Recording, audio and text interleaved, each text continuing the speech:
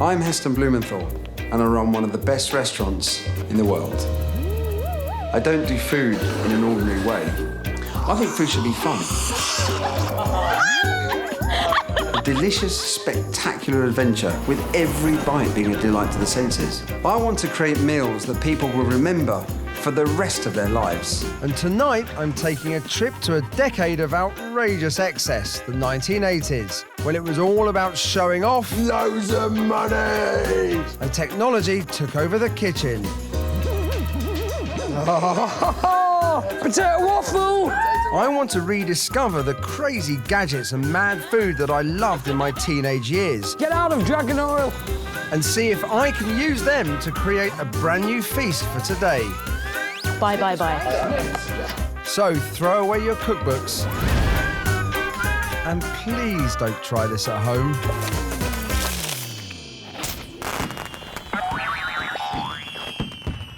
I'm on a mission to make an incredible feast in which I plan to reuse the best mad technology and crazy ideas from the 1980s. This was an extra special time for me because, inspired by the gadgetry and ambition of that decade, I first started to take my own unique approach to cooking. The 1980s was the me first decade. It was excessive, it was flash, and it was full of cash. I found the 80s amazing because it was a time when technology and food collided. From slush puppies to nouvelle cuisine, soda streams to microwaves. For the first time, food was taken beyond pots and pans, and I was drawn into a fantastical new world of cooking.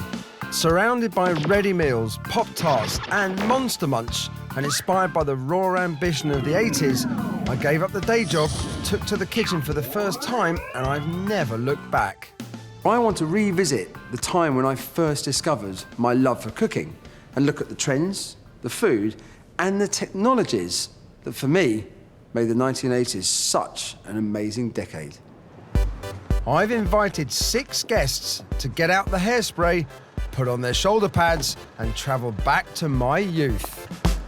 Everything was big, wasn't it? It was big hair, it was big shoulders. The 80s for us, I know not for anybody else, the first time I had tuna from a tin. Woo! Food was very simple. A lot of sort of beans on toast, a lot of sort of toasted sandwiches. Things like Finder's crispy pancakes and Pop-Tarts. Presumably he's going to try and recreate that weird sort of gadgety culture of the 80s in some way. Don't know how, maybe he'll just get a-ha in with their synthesizers. To fully transport my guests back to my formative years, I've put together a dining room the way I like to remember the 80s. This is like Folly's nightclub in Southport in 1983. Tonight, I'm plugging into some of the mad technology that first got me excited about cooking, to see if I can once again use its magic to create an amazing meal for today. With a yuppie-tastic glass of SodaStream champagne, my ultimate Breville toasted sandwich, a microwave meal made with the show-off ingredient of the 80s, Lobster, and inspired by the space shuttle launch, my very own Weightless Dessert. I'm going to reinvent the best that the 1980s had to offer, but for today. Now, to begin my feast in style, I need to take a trip back in time to when it was all about the cash.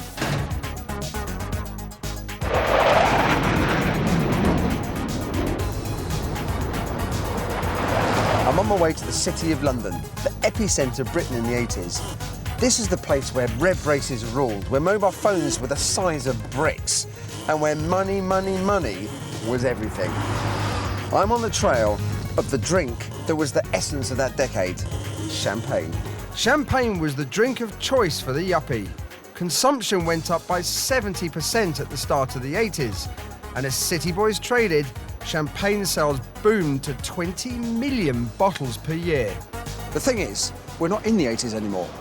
We're not in a boom, we're in a recession. So I was thinking, could I create a champagne for a credit crunch using the SodaStream? When I was a teenager, this was the piece of kitchen technology that I dreamed of owning. Invented way back in 1903 for butlers to fizz up aristocrats' gin drinks, the soda stream simply carbonates water into pop. But in the 1980s, it was a kind of kitchen black magic that I loved. So my idea is to take some cheap wine, stick it in here, fizz it up, and see if the bankers of today can taste the difference. To complete my 80s experiment, I need an iconic 80s wine, Blue Nun. This is going to form the basis of my SodaStream champagne. It's time to get busy with the frizzy.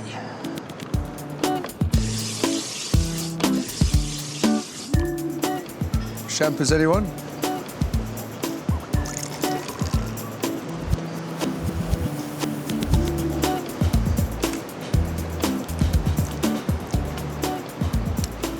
Actually tastes all right.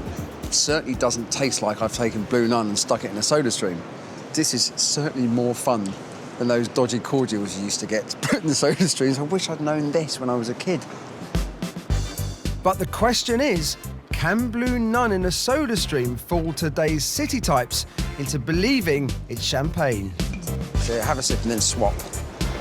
Taste that one. Now, which one of these do you think is Blue Nun? No idea. That one. Second one. That one. That's the Blue Nun. No. Yeah. I prefer that actually to this one. I don't know which one's the real one. That one is Blue Nun. It's not, is it really? I'm going to go and buy some. Marvellous. Amazingly, over half the people preferred the Blue Nun. I thought that was amazing. The fact that Blue Nun in a SodaStream can actually masquerade as champagne was just incredible. And you know, this really, champagne sums up the 80s, the decade of opulence and excess. And I need to encapsulate all of that in my starter. But I'm not just going to stop at the champagne. So I've managed to make one of the things that the Red Brace Brigade loved in the 80s. And now I'm going to try to make the other. Loads of money. To go with my champers, I'm making edible money from sushi. This is perfect because in the 80s, sushi was expensive and very flash. To begin, I mix some kombu seaweed with sugar, salt and rice wine vinegar. Next, I cool some cooked sushi rice to which I add the now fermented kombu and wine mixture. In Britain, sushi only really took off in the 80s, and it took off big time. The first Michelin-starred sushi restaurant was in London in the 80s, but only for those who had loads of money. It was so expensive. To my blended rice, I add dried seaweed mixed with egg yolk, dried tuna belly and wasabi.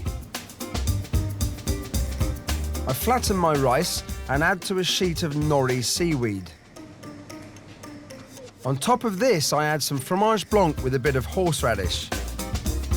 Then I add trout roe washed in rice wine and use a sushi mat to fold into a wedge shape.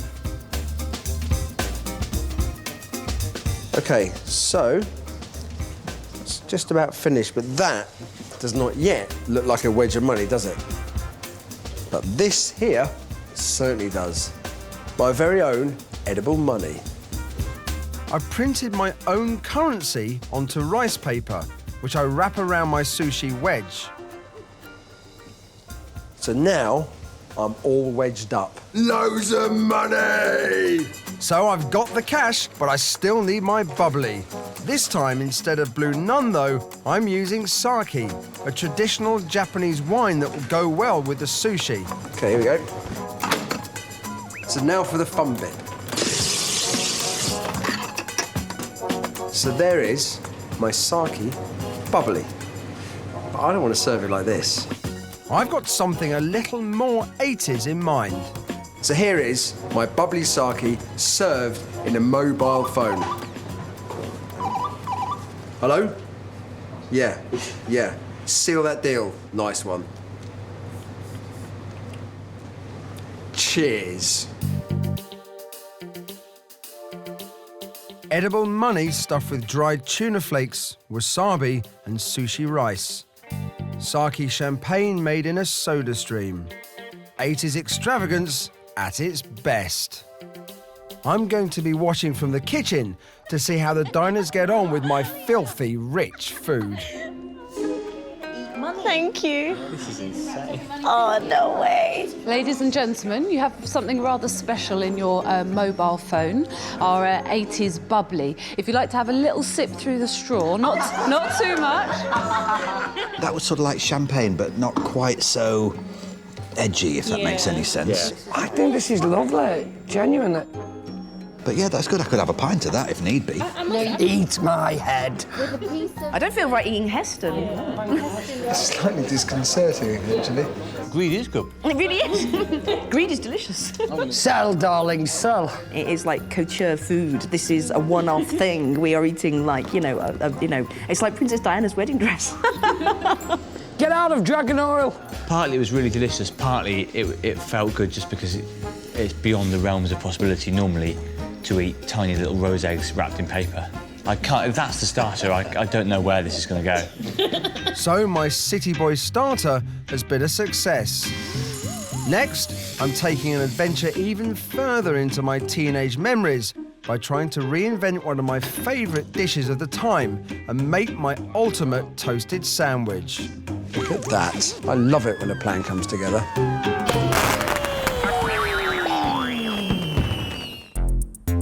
I'm on an adventure back to my formative years to see if I can use the mad technology that I loved in the 80s to create an amazing feast for today. And next, I'm taking a legendary kitchen gadget that I really loved. The 1980s saw the birth of loads of new, exciting food technologies. But there was one piece of kit that was just brilliant because it got everyone and anyone cooking: the Breville sandwich maker. As I grew up in the 80s, an army of gadgets started to conquer my kitchen. Shiny new gizmos such as the kitchen whiz, electric knife and of course the toasty machine transformed my kitchen into a space-aged wonderland. I was seduced by the potential the toasty machine offered for both crazy fillings and the experience of having my mouth burnt by molten hot cheese. Whilst I might now have moved on to bigger and better things, when it comes to pure snack food indulgence, you don't get much better than the toasted sandwich. So for my starter, I wanted to capture this spirit of experimentation and create the ultimate toasted sandwich. In true 80s style, I've assembled a crack squad of experts and have come to my experimental workshop. Our mission? To try and turn back the clock to a time when toasties ruled. I want to make the ultimate 1980s toasted sandwich. Now here, I've got the Breville toasted sandwich recipe book. And there, I've got a load of toasted sandwich makers and I've got a warehouse full of power tools. For my ultimate toasted sandwich, I want to make the ultimate toasted sandwich machine, and that means going large.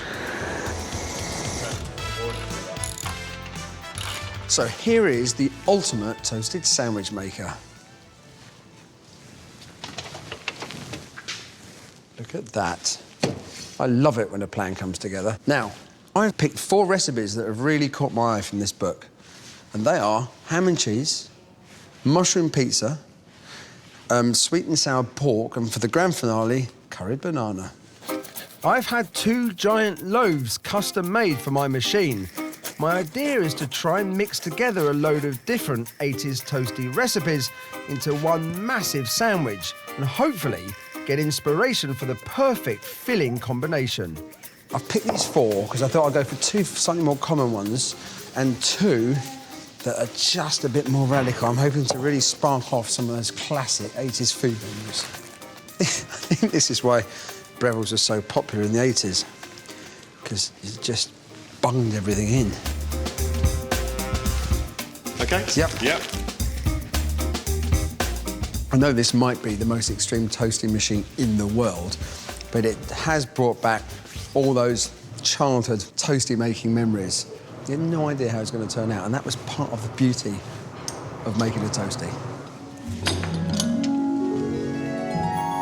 Wow, look at that. But what about the thing I most remember about the toasted sandwich? The molten hot inside. Anything over 65 and you can burn your mouth. In true Breville style. it's napalm inside. But regardless of the danger, It's time to try the biggest toasty in the world. so does the answer to the perfect toasty flavour lie within my giant sarnie. There isn't anything that this 80s cookbook didn't suggest that you could put into a toasty, from scallops in a white wine sauce to the one we're trying, curried bananas. Not sure about the creativity behind that one. But for all the strangeness of sweet and sour pork, It's okay. It's just not what you'd expect to find in a toasty. there is, however, only one clear winner. I think I've got to grips with the good and the bad of the toasty. The bad, curry banana. The good is definitely ham and cheese. But I love it when the cheese gets all stringy and gooey. And it's not stringy and gooey in here. I'm returning to my experimental lab because for my ultimate toasty, I need something a little special in the cheese department. I want to try and make the stringiest cheese ever. I'd read that in order to make cheese stringy, what you need to do is knead it like a dough. Because as you knead and stretch, the protein strands become more compact and they get more aligned. So they're kind of in the same direction, which means it then becomes more elastic and stringier. Apparently. Whoa. Whoa. That's pretty damn stretchy, isn't it? Right, the cheeses are at their stringiest right around their melting point. So how about increasing the temperature of the cheese? I think we might have busted the 3 metre. It seems to me that the kneading of the cheese is really important. The more you knead it, the more elastic it becomes. Temperature as well. So I'm going to try some cheese strings because they must have been kneaded as part of the process. That's what makes them stringy in the first place. Cheese strings are still 100% cheese, but they've been processed to form a really rubbery texture.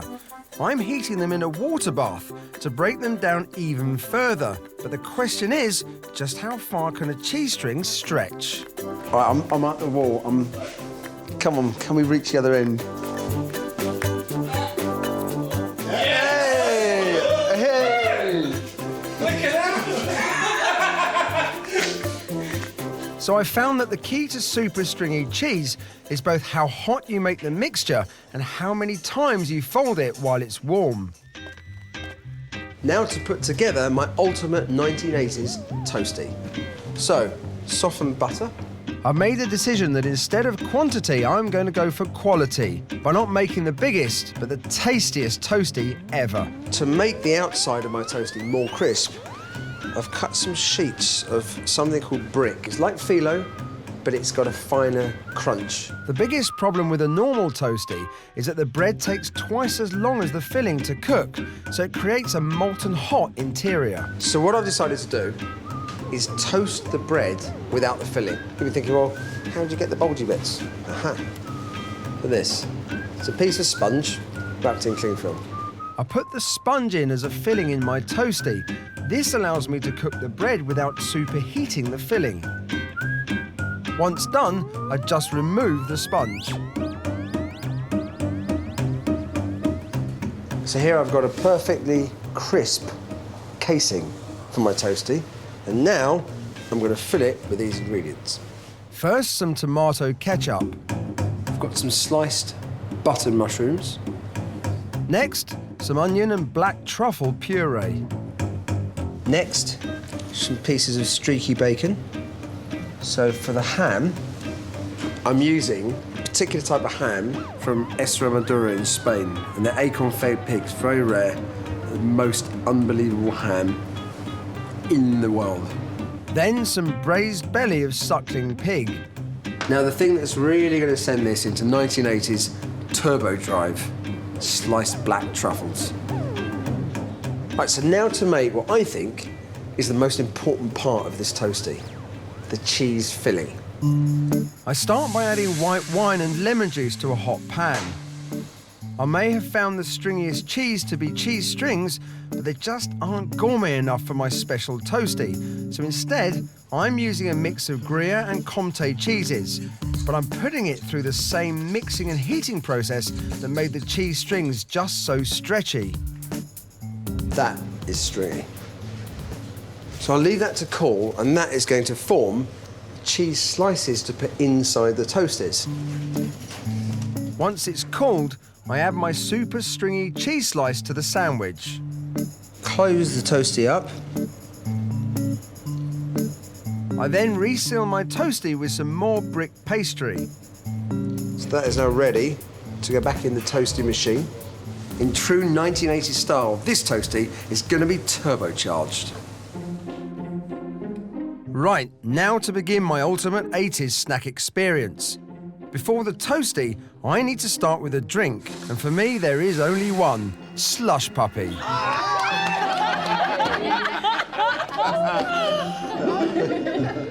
To act as a palate cleanser and to have a little fun with my guests, I've replaced the normal sweet syrup flavours This does not smell like ordinary slush puppies.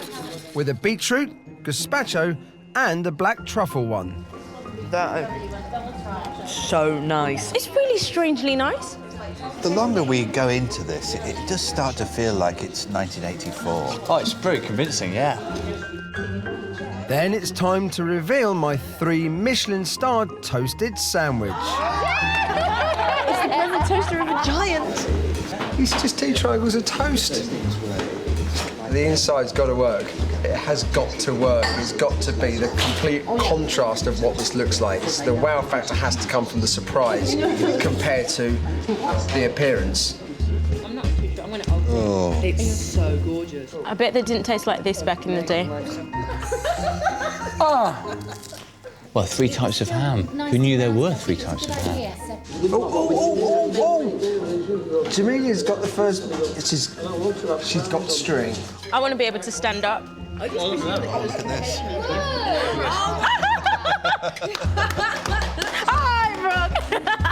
It was phenomenal. It was lovely.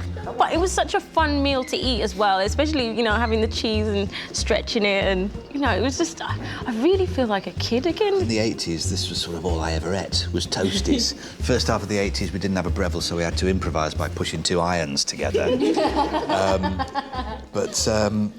That really just showed what a toastie could be. I could have 6 or 7 of those easy.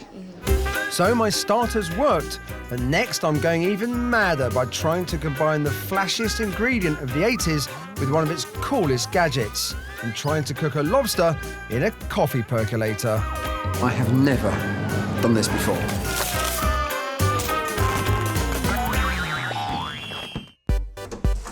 I'm on an adventure back to the 1980s to try and reinvent my favourite elements of that mad decade for today. Now for my main course, I want to push even further into the food memories of my formative years. When it came to food, there was one meal that defined the 80s, the power lunch. In the UK, as wealth trebled and working hours doubled, relaxing lunches were for wimps. Instead, it was all about sealing the deal with food. Smoked salmon, caviar and lobster were seen as the perfect way to flash the cash. Kitchen technology quickly adapted to this demand for instant gratification, with one machine in particular becoming the ultimate power lunch gadget, the microwave.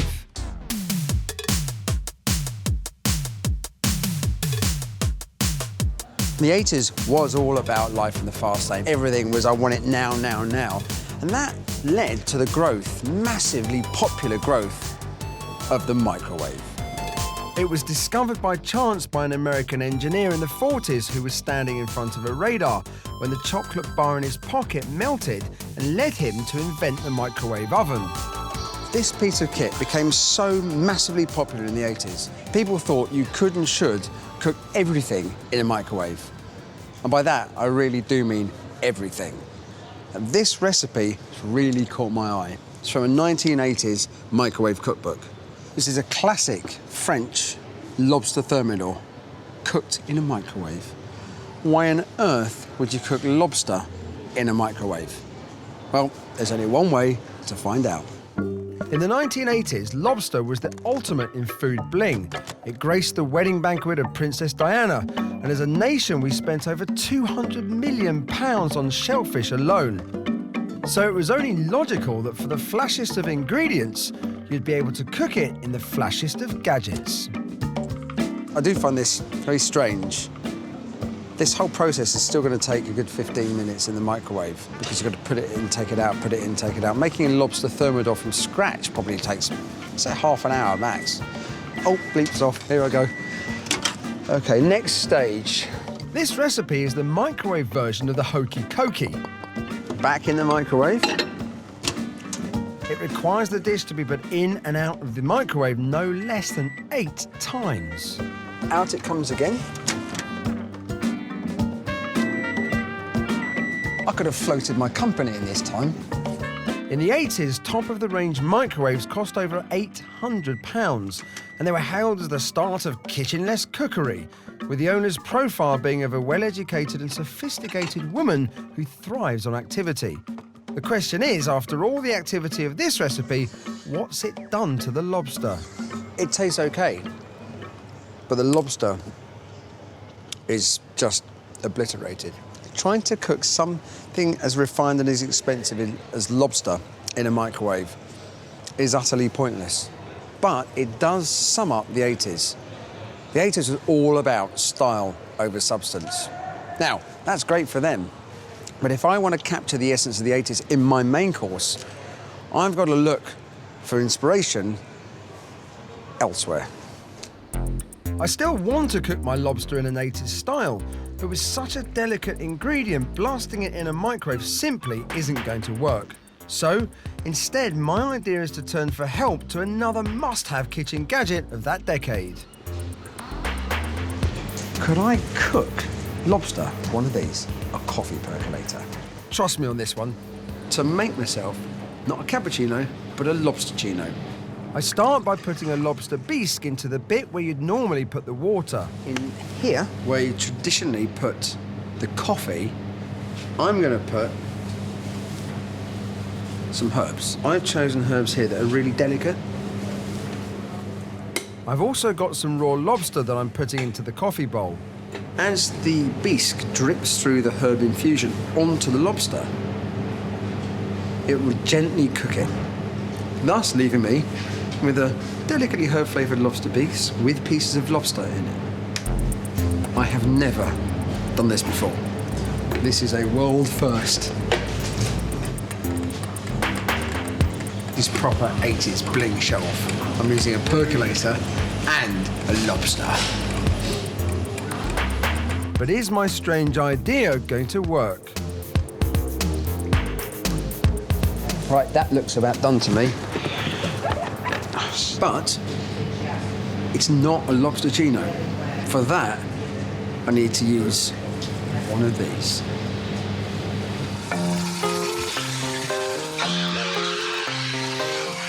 I've mixed some semi-skim milk with a bit more bisque and then just add steam.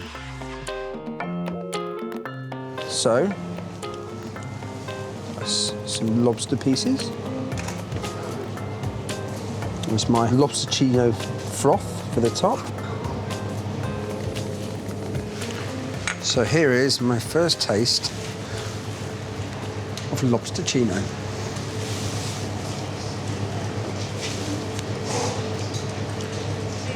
It's delicious. Delicious. It's got the richness from the bisque. The texture of the soup is very velvety because it's gone through a fine filter from the percolator. Now the lobster pieces are incredibly delicate. They've not been overcooked. I call that a resounding success. Cheers, loads of money. But a lobster chino on its own isn't a power lunch. I need to add more to this dish if I'm going to make it truly yuppie. So the centre part of my power lunch has got to be the lobster. So I've cooked this in a bag. Boil in the bag was massive in the 80s. This is the modern day version of boil in the bag. It's actually cooked very gently in the bag. This is an awful lot more delicate and gentler than a microwave. I put lobster oil made from infusing tomatoes and roasted lobster carcasses into a hot pan. Now this is called botaga, and it's the roe of a grey mullet that's been dried. I fry the batanga and then baste the lobster. The nutty character of the roe will help accentuate the lobster flavour. Literally roll it in the batanga-infused oil, taking it out. So there is the heart of my 1980s lobster power lunch. I now need a couple of garnishes to go with it.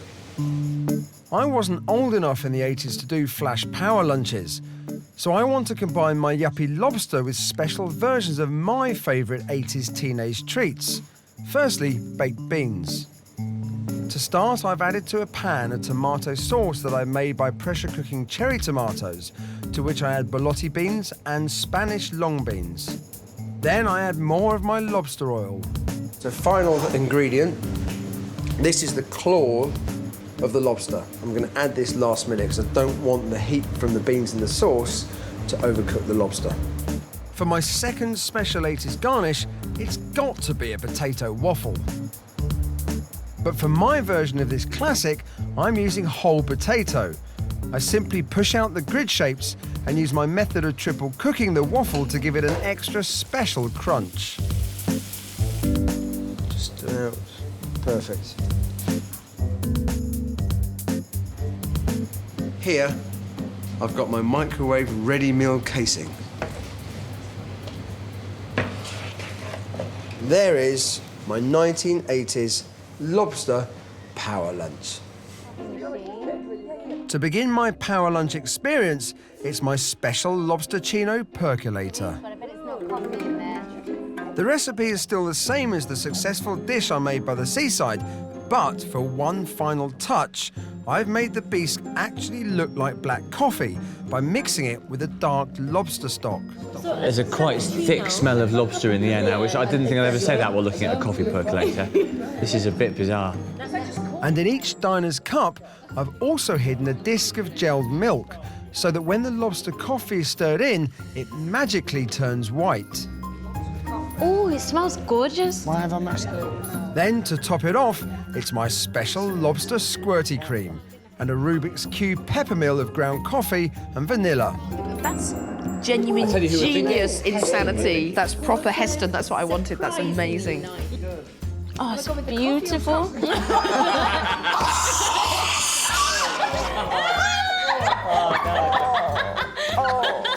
Oh, he's got lobster all down here. You won't be going to the Groucho later. I'm fine, thank you. Well, I think that's what my cheese is supposed to be. I've now ruined my chances to be involved with the rest of the table. You can probably do quite well. Then it's time for my microwave power meal.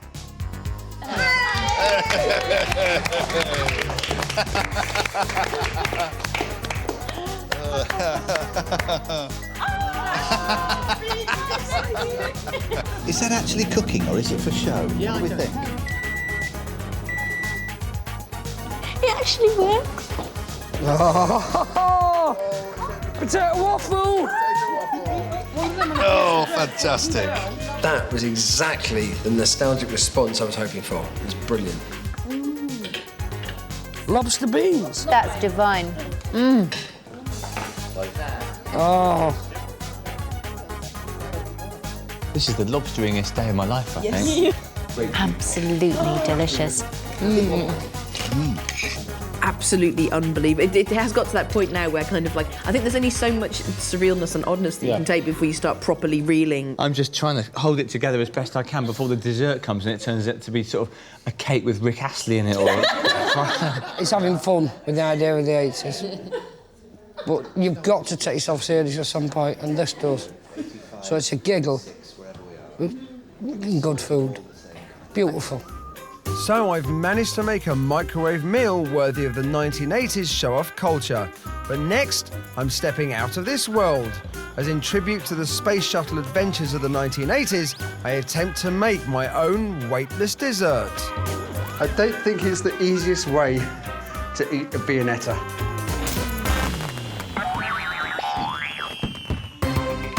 I'm on an adventure into the 1980s to use my favourite mad technology from my formative years to make an amazing feast for today. And now I want to turn my attention to my ultimate piece of 1980s technology and make a dessert inspired by the space shuttle. In the 1980s, the space shuttle took its very first flight.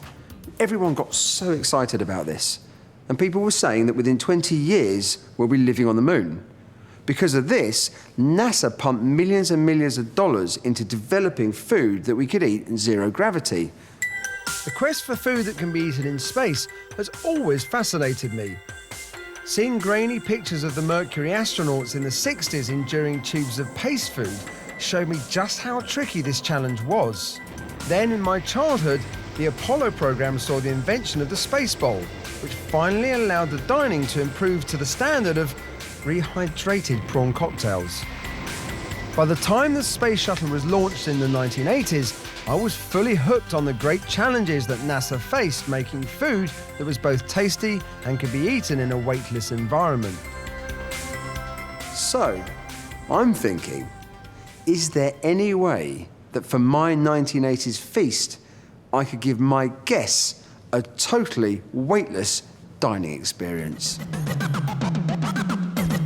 This is about as weightless as you can get while still on Earth. A giant fan pushes up 150-mile-an-hour winds, which allow you to float.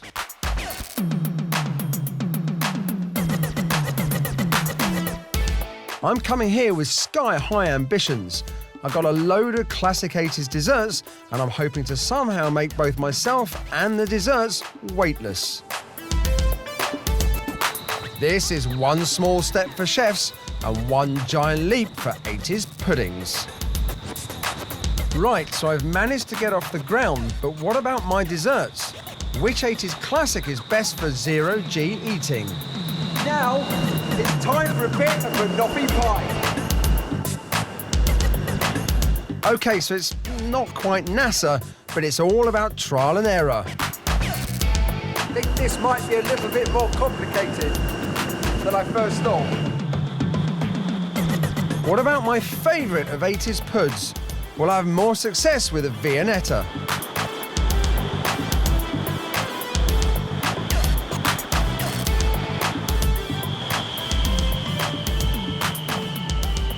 It was certainly good fun. I don't think it's the easiest way to eat a Viennetta.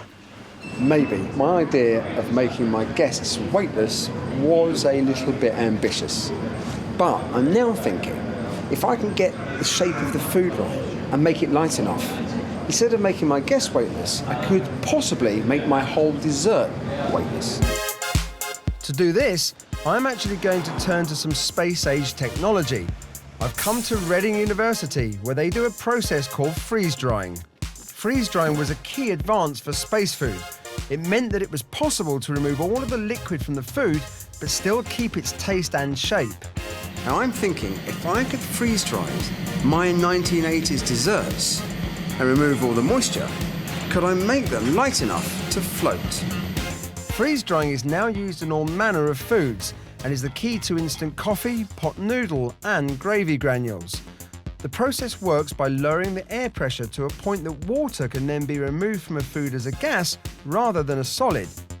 This allows the food to maintain its shape and taste, but with no moisture. The big question for me, though, is can it make my Viennetta light enough to float? Come and have a look. Quick, in here. Now watch the slices of Viennetta. Look at them rising. It's like a couple of Viennetta soufflés. That's really aerated, isn't it? It's so delicate.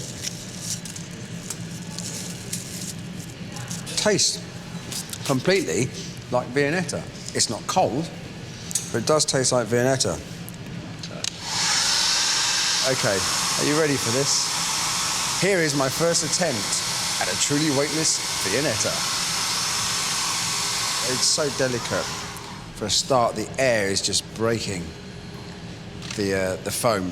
I've also put some other desserts in to freeze dry, so maybe they could be a little bit stronger. So next, I'm going to try using a piece of freeze-dried strawberry cheesecake. So the idea is to try and make this round. If it's not really symmetrical and it's got too many kind of bits sticking out, I think the air is going to just catch on those bits and send the piece of food flying. 80s gâteau grooming is here to stay. Time to see if I can make a cheesecake float.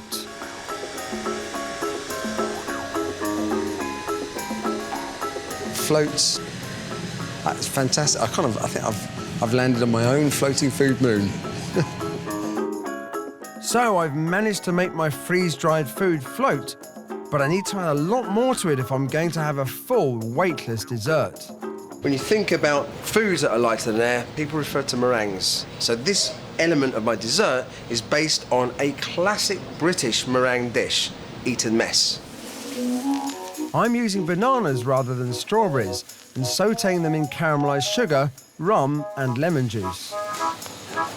What I want to try and achieve throughout this dessert is to trigger my guests' 80s memories, food memories. Whilst I'm not sure how many of them would have eaten mess, banoffee pie, I'm sure most of them would have had.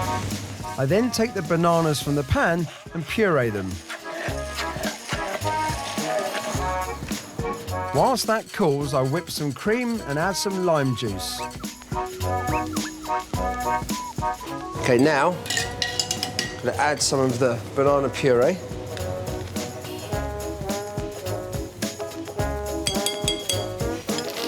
I then crumbled some meringue into the mix and add some lime zest.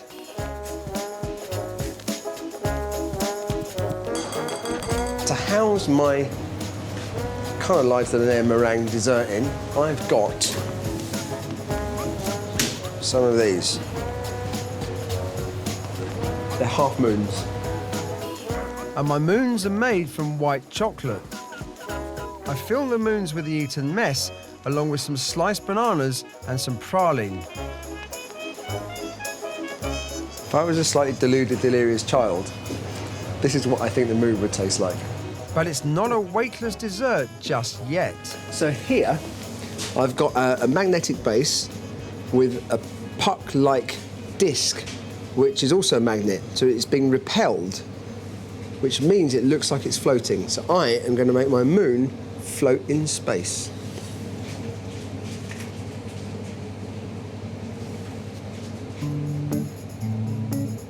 So, to go with my floating moons, I need my special floating spheres. I've moved my design on since my experiments at the university.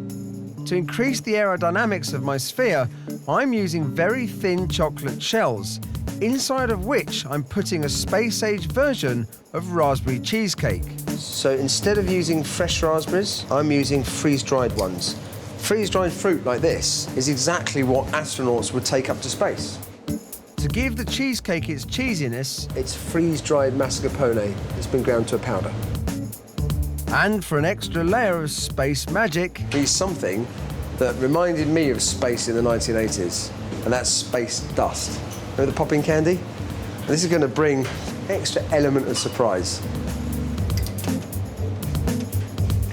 I seal the edges of the sphere together, give them a quick dust with edible shimmer powder, and then it's time to go weightless. For one final touch, I want to get 2 more of my favourite 80s desserts into my pud. When I think of the 80s, there were 2 desserts that, for me, were just the best. Viennetta and tiramisu. So I was thinking, what if I combine the 2 and create a Viennetta misu? To start, I've soaked sponge fingers in a mixture of masala wine and espresso coffee. So I place this into the bottom of my glass, and you'll notice 80s. It's got to be a martini glass, isn't it? Then I add my first sheet of bitter chocolate. So these chocolate discs are going to form the crisp part of this dessert, just like in a Viennetta. And here, we've got a mixture of mascarpone cream, some lightly whipped cream, and some eggs and masala.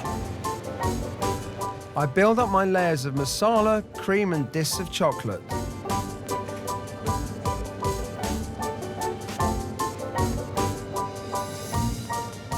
Finally, a dusting of cocoa. And there is my 1980s inspired Viennetta miso.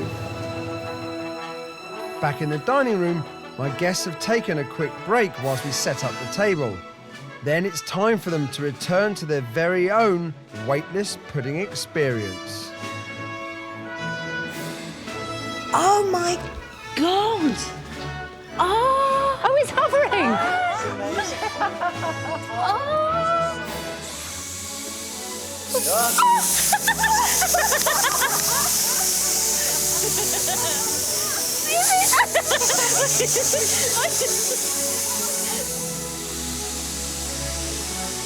Oh my God, there's no rocks! There's no dust! Hey, look! Look at that, that's so amazing. Oh, I love this. This is amazing. Yeah, thanks for leaving mine over there. Use the force, Johnny. Trust your feelings. I'm giving in to the dark side. I'm hungry.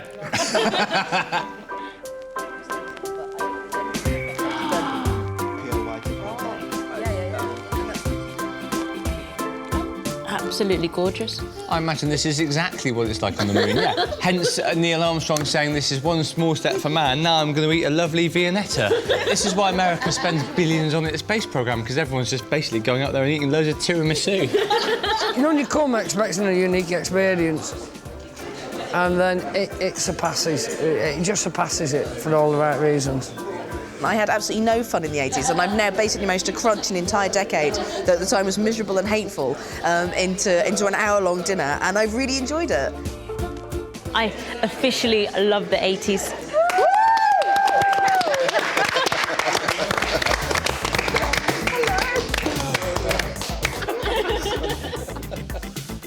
Thank you very much. It was absolutely fun. This has been a hell of a challenge because my guests arrived hungry like a wolf.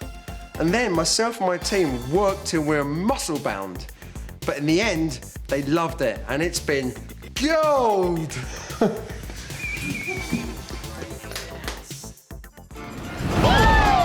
Get me that Heston. Kenny's gone bloody mad. I think it's Blumenthal that's the Mad Hatter here. Balls! I might be the first chef that's put a testicle in Jermaine Greer's mouth. Mmm, that is gorgeous.